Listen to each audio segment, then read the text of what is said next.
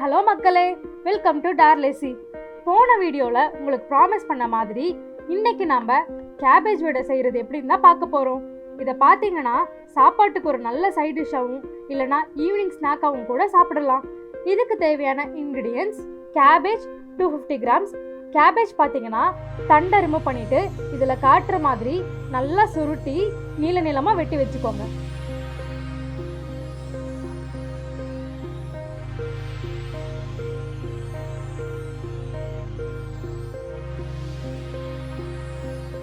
ஒரு பெரிய சைஸ் வெங்காயம் நல்லா நீளமாக வெட்டி வச்சுக்கோங்க. 3 பச்சை மிளகாய் இதில் காட்டுற மாதிரி பொடியாக வெட்டி வச்சுக்கோங்க. கடலை மாவு 3 டேபிள் ஸ்பூன், அரிசி பொடி 2 table spoon, cornflour 2 table spoon, maida 1½ table spoon, vinegar 1 teaspoon. இப்போ இதை எப்படி பண்ணுறதுன்றதை பார்ப்போம். ஒரு பவுல் எடுத்துக்கோங்க. வெட்டி வச்சிருக்க கேபேஜ் அதில் போட்டுட்டு கூடவே வெங்காயம், பச்சை மிளகாய், அரிசி பொடி, கார்ன்ஃப்ளவர், மைதா, தேவையான அளவு உப்பு ஆட் பண்ணிக்கோங்க. கடலை மாவு, வினிகர், இது எல்லாத்தையும் நல்லா பிசைஞ்சுக்கோங்க.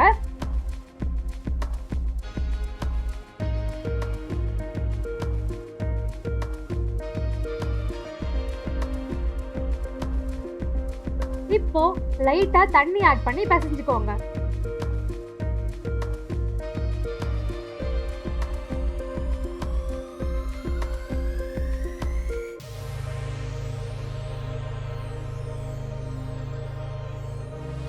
உங்களுக்கு தேவையான கலர் ஆட் பண்ணிக்கோங்க, இல்லைன்னா வேண்டாம்.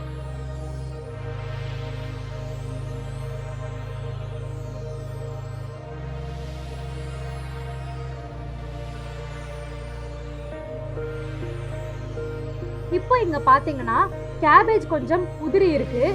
நீங்க போடுற மாவு கேபேஜை நல்லா இறுக்கி பிடிக்கணும். ஸோ நாங்க கொஞ்சம் கடலை மாவு, அரிசி பொடி, மைதா இது எல்லாத்தையும் கொஞ்சம் எக்ஸ்ட்ராவா ஆட் பண்ணிக்கிறோம். உங்களுக்கும் இதே மாதிரி உதிரியாக இருந்ததுன்னா நீங்களும் எல்லாத்துலேயும் கொஞ்சம் எக்ஸ்ட்ரா ஆட் பண்ணிக்கோங்க.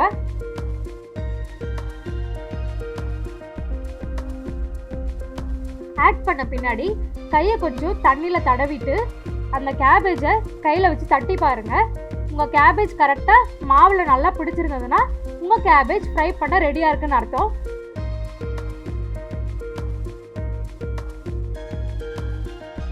கடாயை ஹை ஃப்ளேமில் வச்சுட்டு எண்ணெயை சூடு பண்ணிக்கோங்க. கேபேஜ் போடும் போது சிம்மில் வச்சுட்டு போடுங்க. முன்னாடி காட்டின மாதிரி கேபேஜ் எடுத்து கையில் தட்டிட்டு மெதுவாக எண்ணெயில் போட்டுக்கோங்க.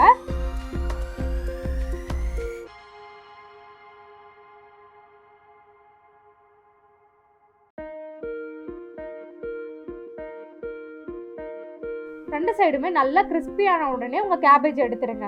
அவ்வளோதாங்க, நம்ம கேபேஜோட சூப்பராகவே ரெடி ஆயிடுச்சு. இன்னும் ஒரு நல்ல ரெசிபியோட உங்களை சந்திக்கிறேன். தேங்க்ஸ் ஃபார் வாட்சிங் கைஸ். பை.